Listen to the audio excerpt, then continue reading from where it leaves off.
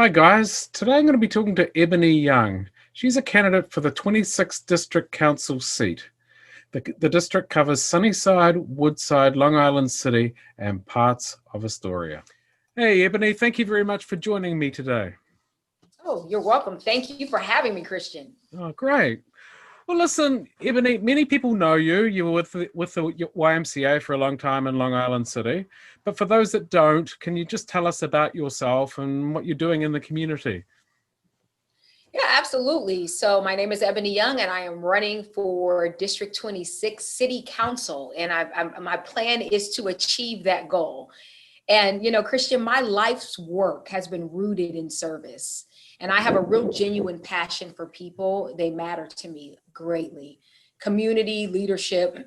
And, as the council member, I will apply that to my help in supporting District 26 residents. Mm-hmm. I believe that my values in a lot of ways reflect a real understanding of inclusion, innovation, and hope, Mm-hmm. with a constant curiosity for advancing the life of the people that I serve. People Mm-hmm. matter to me. Mm-hmm. So, as a certified life coach, wellness instructor, progressive business operator in the for-profit and non-for-profit sectors, a board member, ambassador, and advisor to our actually District 26's local science, art, tech, sports, wellness facilities, and community organizations. I feel highly qualified to make the right assessments necessary for progressive execution and elevation in our community, which matter to me. And at the end of this, when I think about it, I promise and I will partner with experts in that who can access the proper data for us to make calculated and emotionally mature and objective focused decisions for every single person, Right. every person Okay, in that's our great. district. A So, little bit about me. yeah. Well, Ebony, do you currently live in the district, or what's I your sort of do. whereabouts in the district are you? How long you been there, and kind of what do you do now for a living? That sort of thing. Yeah. So I reside in Woodside. I've been here for 10 years. I haven't moved. I've been there the entire time. I have a real passion for the culture in Woodside Mm-hmm. and enjoy being around so many variations of people. Right now, I am the president of the Black Entrepreneur Non-for-Profit Division, specifically innovating into the Black Entrepreneur Initiative. So it's basically a tech platform that helps to scale Black entrepreneurs from the very infancy stage of their career or their entrepreneurial success all the way to the latter part of that. So, it's really exciting. And I'm a mother and a wife. Mm-hmm. Yeah. Oh, that's great. In fact, one thing about a lot of the candidates, there aren't too many that have children, so it's interesting Yeah. that you should bring that up. I have Uh, 2 children, so I thoroughly understand about the whole COVID thing that's happening right now and processing through that. I have a 5-year-old kindergarten and then an 18 and 19-year-old. So, mhm. there's trials and tribulations, but there's also hope at the end of Mm. that. No, that's great. I mean, I know that drill too. Um, all right. So, look, just moving on to sort of local topics. I want to talk to you about land use to start with. Um, and I hate sort of bringing it up. Amazon, it was a couple of years ago. Sort of, it's been hashed out a lot, but it gives us an indication as to what your feeling is on, development and jobs, etc. What were your views on Amazon at the time? And do you think it was a mistake, given 2020, 2021 and the economy, that it never went ahead? I've got a couple of views on that. I think the Mm, first one is, I currently work for a tech company.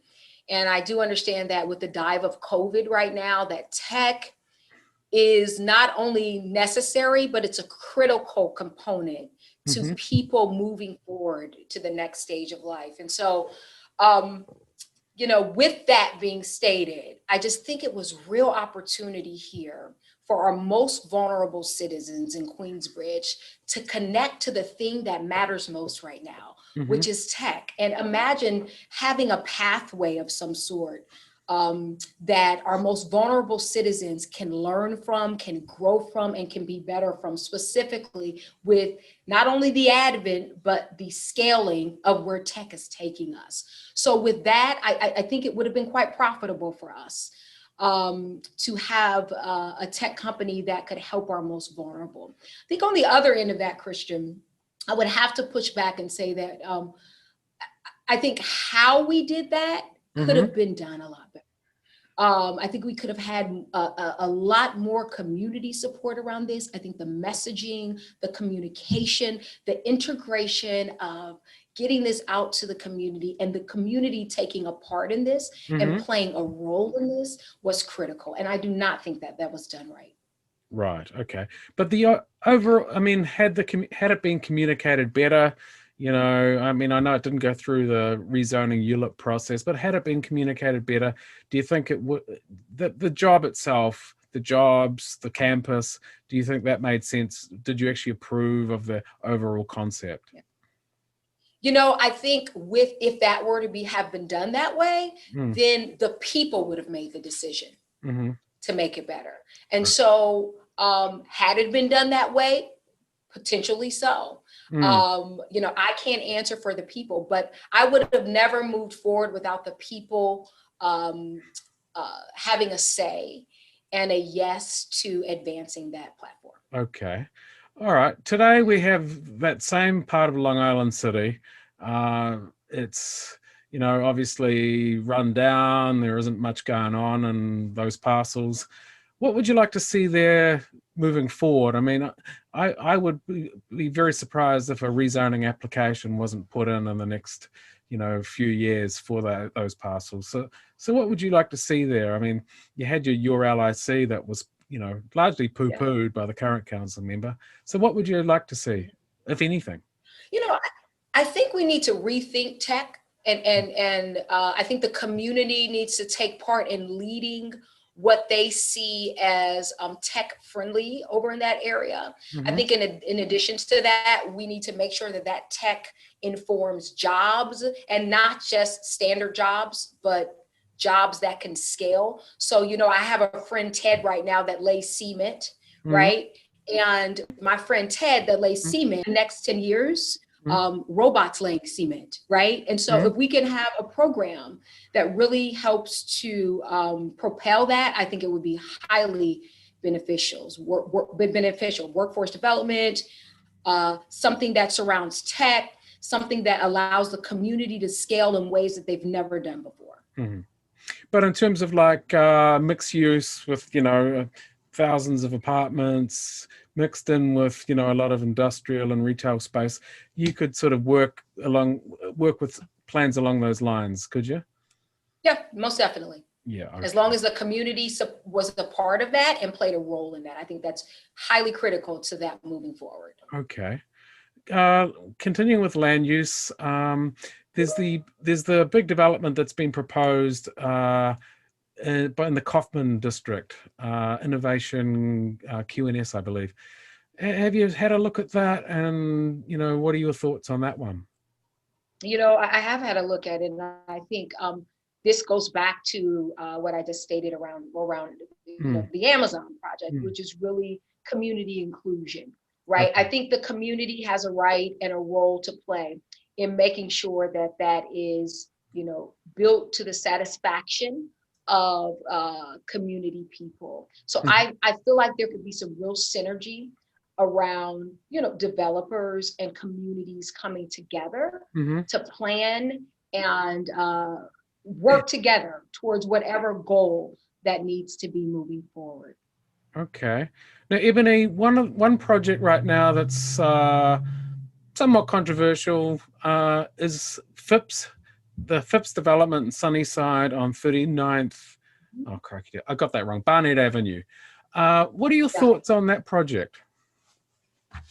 Yeah, the community board too approved it, right? And we need housing, right? We need affordable, low income, deeply affordable housing. It has to happen. I think with that project, we need to make sure that we hold FIPS accountable to the highest level of service Mm-hmm. for people in those homes. And so if I had to say anything about that, it would be that I know that we need affordable housing. Mm-hmm. There's an opportunity here to have that, but the accountability measures that come with that with FIPS is critically important to moving forward collectively as a community. If that does not happen, then we're talking problems in the end of this. So most definitely being held accountable to something, being held accountable to those neighbors, to the residents, to the tenants that live there is imperative.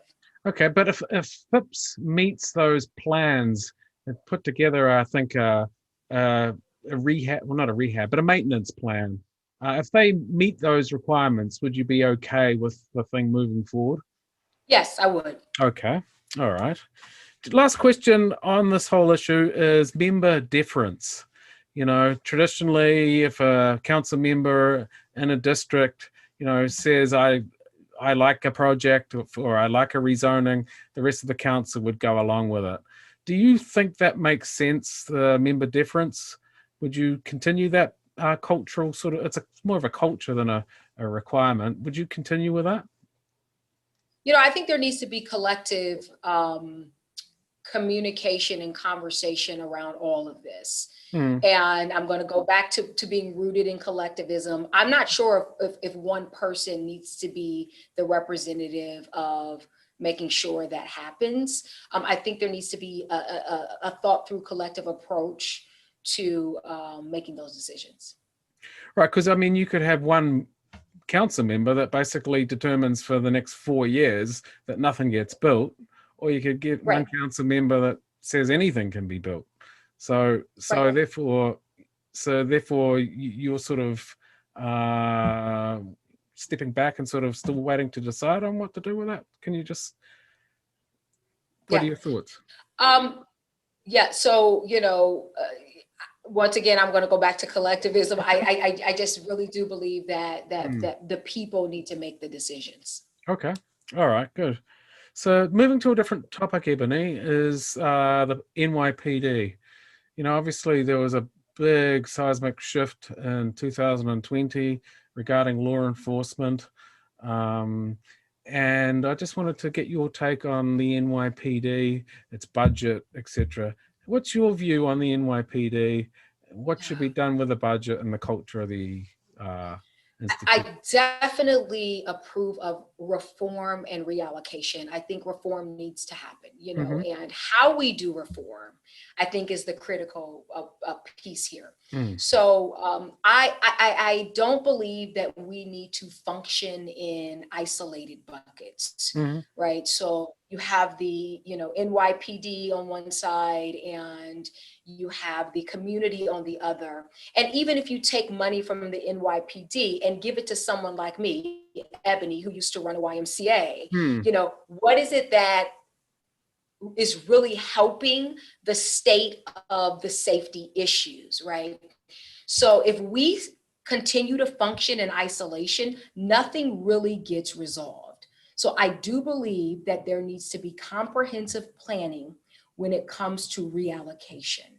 And so the NYPD and the community, folks like me, who was the executive director, need to come together and reallocate the money to synergize, which I think is critically important when you are talking about shifting the narrative of what we currently see within the NYPD. Now, Ebony, would you still stick, though, with the same amount of cops on the beat, with school safety officers, things like that? Would you stick with that? And when you talk about sort of reallocating funds?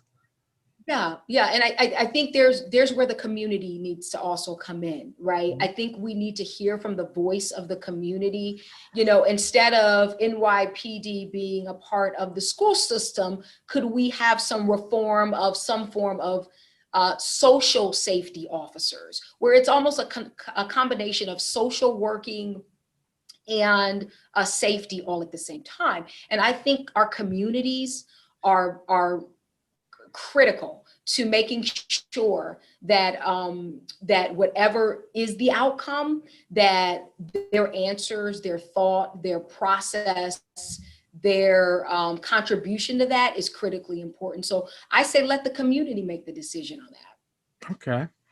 All right. Now, a different topic is the transportation network in Western Queens and the 26th Council District.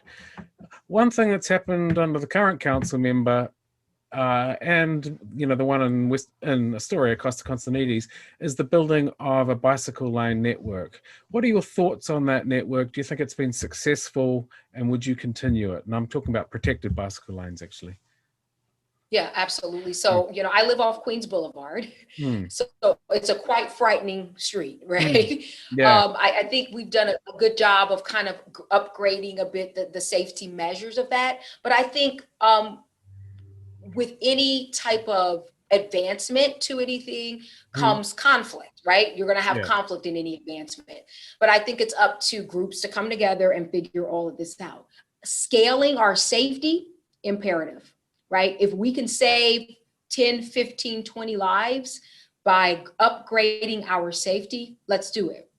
And not let's just do it, but let's think about the long-term sustainable pathway to what this will do for generations behind us, right? So I think that's one way that I would take a look at that piece of everything. But I mean, do you think it's been successful, like the addition of bicycle lanes on Queens Boulevard? Yes, I do. Crescent Street. Okay, so all right. So you think that Skillman Avenue, you think that they all have made sense? Yes, I think the bike lanes there make complete sense, right? So I drive Queens Boulevard and Skillman coming back and forth to my home, right? And there are times in the dark, right, where I have a really bad peripheral vision of seeing the bike lane because it's dark in a certain spot and area. Now, if I wasn't cautious or conscious about that, I just turn and, who knows what would be coming up on a bike lane. So I think any safety measures that we can take to prevent accidents and death is something that I'm completely for. Right. Did I see you running on Queens Boulevard? I do. Yeah. I thought 10 miles. Yeah. I see I do everything. So tell me, what is your view on the transportation network in Western Queens? Buses, potential, there was obviously the discussion about the BQX going from, Astoria all the way through to Brooklyn. What can be done to improve the transportation network in Western? Yeah. It is overburdened. We understand, the 7 train. I take the 7 train every day and the bus back and forth. And there are things that do need to be done with our transportation network.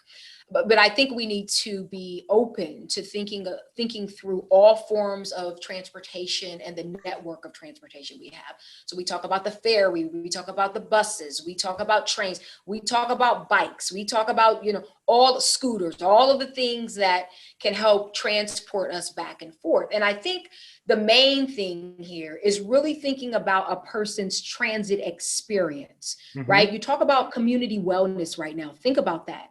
Through COVID, that this transit experience could make or break somebody right now, right? Right. If somebody's highly frustrated, they're going overboard with COVID, getting on that train, maybe, may set someone off. I know that right now our train service is a little low because of COVID, but you never know. So I think before we think about any type of transportation plan, we need to make sure simultaneously we're thinking about how it affects people's mental ability going back and forth on that train to and from work. I think that's really imperative and wrapped up in community well-being. Okay. Now, Ebony, there's obviously you're well aware there's like 18 people running for the seat, and many of them are progressive. I would say the overwhelming majority of them would be what are deemed progressive candidates. How do you see yourself as differentiating? How do you differentiate yourself from the people that are running? Why would someone say I want Ebony as opposed to someone else? Yeah, I would have to say that starting this, I was born in progress. I'm an African-American woman who has lived for over 40 years here in the United States of America. So I do understand clearly what it feels like to, face adversity. I would say that, my set apart here is that I completely understand what real progress means and what it is for a person of color and being a woman. Right. I think what really sets me apart here is I am a candidate that, because I've been a leader for 20 years and I understand what leadership is, and I've run organizations with 350 staff and millions of dollars in budget, that it is imperative to listen and open your ears up to every single person who lives or resides in this community. So that means socialist, Democrat, Republican, it doesn't matter. We need to set aside our ego, think about the greater good of our community, and work and fight for that good. And if there are people who want to be a part of that, then we open up our table and we let every single person at that table to have a voice, because Ebony Young knows what it feels like to not have a voice. And I will never create what I hate. Okay. Now, Ebony, you have straddled sort of two worlds. You did the nonprofit world. Most of your career, I'm led to believe, with the YMCA. You also did some work, with TF Cornerstone, I believe. Correct me if I'm wrong. So you've straddled both worlds. You may get critics over that TF Cornerstone time. What do you say to those people that say, oh, well, she's been involved in real estate, despite all the work you may have done with, general society? Coming from the non-for-profit and a little bit in the for-profit, where I completely understand that, there are devils in all industries and there are angels in all industries, right? I hear you. Yeah. Okay. So from non-for-profit to development, both, right? Yeah. I have never in my entire career stopped serving people. I actually believe that I was a trailblazer by going into TF Cornerstone. I believe that every single developer in this city needs community leaders, community activists, and community organizers working in the real estate space. If we continue to function in isolation as a community, developers here, community people here, without any integration and talking and understanding of what we need to do and how we need to grow, then we will never get anything real done. So I actually feel like I was a trailblazer in that. And with that communal work, so my role was Vice President of Corporate Social Responsibility. It was really set around, philanthropic efforts, making sure our local non-for-profits had the correct funding so that they could advance in the ways that they advance right now. All of those things played a role. I have never left community. If you ask any non-for-profit organization in this community, right, about me, they could tell you that I've always been an advocate, from the for-profit space to the non-for-profit space. Because you work at YMCA in Long Island City, 10 years, and TF Cornerstone for 2 years? How long were you there? A year and a half, yeah. So I actually also do believe that I was able to gain some new additional knowledge of, how real estate developers work and function. And I think it would be highly beneficial in my role here as councilwoman to have that information and to at least understand what it means and how it affects people. Okay. All right. Ebony, moving on to community boards. What are your thoughts on the role of community boards and also how the members are selected? I mean, theoretically, a council member appoints half and, the borough president the other. But just start off with, what do you think of the role of a community board? Yeah, I think it's critical for us to have community boards, but it's a new day. It's a new generation. It's a new way of functioning and operating. And I'm not sure if two people alone should be able to have the say for a large community. So what I would say to that is that we need some form of vetting system so that a multiplicity of thought, a multiplicity of action can be brought to this community board. I believe that the more diversity you have at your table, the better off you are at leaving that table. And so, yeah, that's where I stand on that piece. Okay. I mean, the current council member has been subject to criticism for bringing on board people that haven't lived in the neighborhood terribly long, that have progressive values to sort of help his, furtherance of his political ambitions. How would you stop that type of thing? How would you have the vetting process? Like some people, I think there need to be several leaders. I think there need to be, I'm going to go back to the table, right? The more diverse your table is, the better your outcome. I don't have to agree with you politically to do something, for us to do something great in our community, right? And it's okay if we can all sit at a table and you think one way and I think another, but we all love people and we all love this community and we all want to see this community thrive. Right. And so we have to figure out a way as people to come together for the greater good. And that means being void of ego, Christian.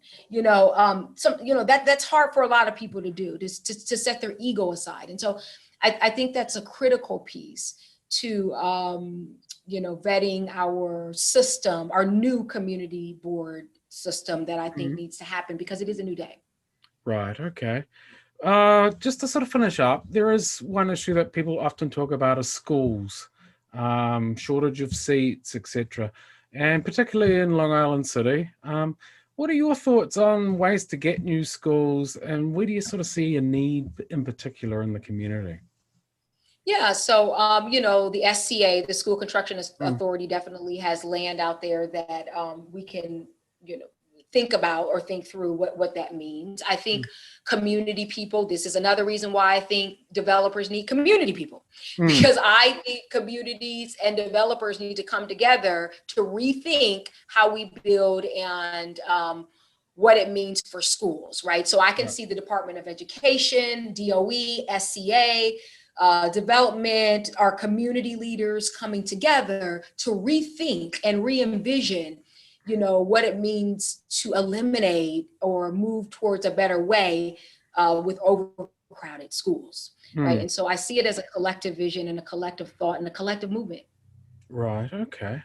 I mean, do you see any? I mean, the current council member has been credited, and rightly so, for bringing a lot of schools to the district.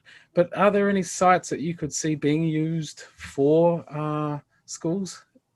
Yeah, the site you just named, right? So the Annabelle Basin site is definitely one that I think we could be really innovative around what type of a school, specifically if we think through what tech looks like over there, what a school that could feed into the tech stuff that happens over there and the workforce development and the community centers and all of those things that I do believe could really scale our community.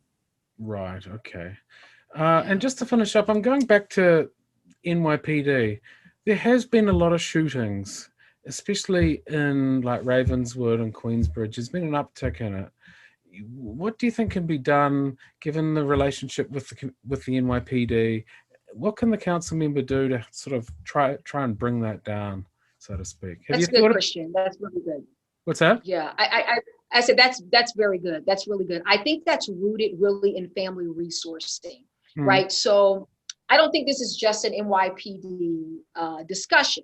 I think that we need our family resourced nonprofits involved in this discussion. Right. So the YMCAs, the Boys and Girls Clubs, the Sunnyside Community Services, all of these folks need to come together with the NYPD and say, yeah, of course we have shootings, but what if this sits in social work? This sits in depression. This sits in the social determinants of health. This sits in post-traumatic slave syndrome. It's all of these things that could be piled up, and you have the result of shooting, right? That's only a symptom to what the real problems are. So I think we need to really think about how we include our local organizations in this discussion, and the NYPD and all of these organizations, and even folks that are in that community need to come together at a table and dig the root issues and come up with resolution. Okay. All right. Great. Great. Well, Ebony, are there any topics that you'd like to sort of bring up that, I didn't, and that are important components of what you're looking to do, or what you would focus on if you were to be elected? Absolutely. So I'm running on the platform of economic empowerment, which is really looking at tech and entrepreneurship. Mm-hmm. It's looking at small business recovery. It's looking at thinking through how we empower people to Mm-hmm. the next stage of advancement, which is tech, and not scare them to the next stage and not fear them to the next stage. Mm-hmm. And there's ways to do that with the right partner. I'm running under social justice, which is really looking at affordability, but not affordability as we see it today. I do believe that affordability in housing is a problem, but the fair and equity, or fairness and equality, to me sits at the root of that problem, and affordability is the symptom. So how do we start talking differently about fairness and equality so the symptom of affordability becomes less? Right? I'm looking at schools and thinking through how we look at our pipeline with our gifted and talented programs, and what that does for our specialty high schools, and how it eliminates right now a lot of Black and brown children. Thinking through how do we teach differently? How do we test differently so that we have better outcomes? Because education is the key, right? I'm thinking about working with folks like NYC Kids Rise, they do a brilliant job at funding children at the very infancy stages to build up a savings account so that they go to school, right? And they don't have to worry about the financial burden to that. And then lastly, I'm running on community well-being, coming off of COVID, still in COVID, thinking through what are those just social determinants of health that have really pushed folks over, into having COVID, which are things like diabetes and hypertension and all of those diseases that sit at the source. And then looking at how we think about climate change, that's critical to me, and resiliency along that waterfront there with the East River. So I'm running on that platform, and I am delighted. I am delighted at the opportunity, because this is really running in purpose for me. I'm running in purpose. I'm not running in competition. I believe I've been gifted with this gift of leadership, gift of community leadership, and I'm running for the people. So I would have to leave with that, Christian, that it's all about the people and it's all about advancing them. Great. All right, Ebony. Well, listen, thank you for your time today. Thank you. Appreciate it. Thanks so much, Great. Christian.